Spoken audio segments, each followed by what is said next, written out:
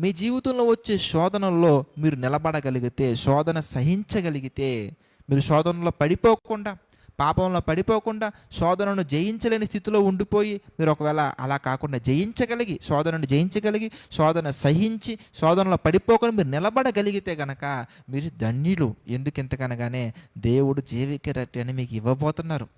అయ్యా ప్రభువా, మరి వచ్చే శోధనను ఎలా జయించాలో నాకు తెలియదే అని మీరు అనుకుంటారేమో బహుశా.